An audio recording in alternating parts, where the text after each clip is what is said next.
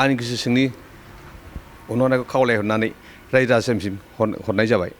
आं दिनै रायजो राजाफोरनि सुबिदानि थाखाय जेनेसा होननाय मोनसे आयुर्वेदिक मेडिसिन लाना फैदों बेयो जोंनिनो गिबि दा आं बिनि मेगामार्ट जानाय हलसेल रेटै खुलिनाय जाबाय दखान होनाय जाबाय दा बेवहाय आं बेखौनो रायजोनो बुंनो सानदों दा नोंथांमोना जाय रायजो राजाफोरा गावनि देहाखौ गोग्गो खालामनो थाखाय आंनिसिम सफैनानै आंनि मेडिसिननि प्रडाक्टखौ जेसेबां दङ बेखौ लायनो हागोन दा बेवहाय आंनाव किडनि स्टन जानाय बिनि मोनो आरो अन्थाइ जानाय आरो अर्थ जरा जरा सानाय आरो लिभार गाज्रि जालांनाय लिभारनि मेडिसिन मोननो हागोन आरो माखासे समफ्रा दंबावो जोंनाव जेनेबा निउर' किड्स आरो स्किननि आरो डायबेटिस आरो किड्स जाय गथ'फ्रा जाय फरायनायफ्राव एसे दाल जानाय दं बेखौ किड्स प्रडाक्ट होनाय जायो ओमफ्राय निउट्र'बेरिस भिटामिन होनाय जादों बे जायनि थाखाय गोहो गैयिफ्रा एसे लोंनानै भिटामिन होनानै गोरा जानो हायो बिनि थाखाय लानानै फैदों आरो वमेन्स पावार होननाय मोनसे मेडिसिन दं वमेन्सनि जाय एसे प्रब्लेम जानाय पिरियड खम जानाय आरो बे बारा जानाय आरो सानाय बेफोरो प्रडाक्टनि थाखाय वमेन्स पावार लाबोनाय जादों आरो दा बेवहाय जाय रायजो राजाफोरा गावसिनि गोसो सिं लुबैनायखौ मोननो लुबैदों बेहाय आंनिसिम सफैनानै सानसे इन्टारभिउआव लांफैनो हागोन जोंनाव गासै 32 प्रडाक्ट दं गासै आरो 32आल' माखासे गुबुननि मेडिसिनफ्रा पार्ट नङा जोंनि मेडिसिना पार्ट जोब आरो सोरनिबा मेडिसिनाव नुदों आं आवगायबो होनाय हिसाबै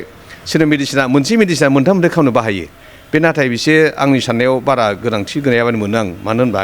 मोनसे मेडिसिना मोनसे बेमारनि थाखाय सोखानाय हानाय जानांगोन आरोखि दा बेनिखायनो आंबो नैबे जेनेसा प्रडाक्टखौ लाना फैदों दा बेवहाय मोनसे मेडिसिना मोनसे खामानियाव होनाय जायो दा बेवहाय जोंनाव 32 प्रडाक्टआव गासै 32 बेमारि होनाय जादों आरो दा बेवहायनो बेखौ आं गले खावलायनाय जाबाय रायजो राजाफोर जुदि गावसिनि मोजां देहानि गोग्गो सानदोंबा आंनिसिम फैनानै सानजाय इन्टारभिउ फैनानै लांफैनो हागोन बेखौनो खावलायनाय गोजोन्थों। मोनसे गोजोनथाव खौरां क'क्राझार सहरनि जेडे र'डजों नांजाबनाय गोजोनपुरि रयेल एनफिल्ड श'रुमनि गोजौआव थानाय आइ आफा बिएम इनस्टिट्युट अफ पेरामेडिक्स बेखेवदों। बे आइ आफा बिएम इनस्टिट्युट अफ पेरामेडिक्सआ नोंथांमोननो लानानै फैदों देहा जोथोन लाखिनायनि माखासे आयदाफोरनि 2024-2025 मायथाइनि मुं थिसननाया फैगौ 15 जानुवारिनिफ्राय जोबथा मार्च दानसिम सोलिगासिनो दङ।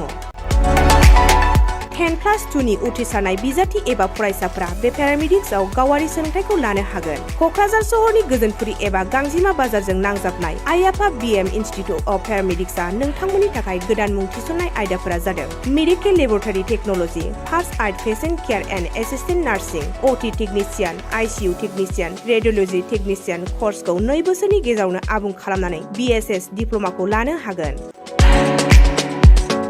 लोगोसे गासैबो डिप्ल'माखौ लानायनि उनाव सोरखारि साख्रि मोननायनि सुबिदाबो दङ। जुदि नोंथांमोनहा बेफोर कर्सनि थाखाय गोदानै मुं थिसननो गोसो दङब्ला आइ आफा बिएम इनस्टिट्युट अफ पेरामेडिक्सनि नैबे जानबुं नम्बर 9395899391 एबा 8638391746 आव थोंजों सुलाद लाहरनो हागोन।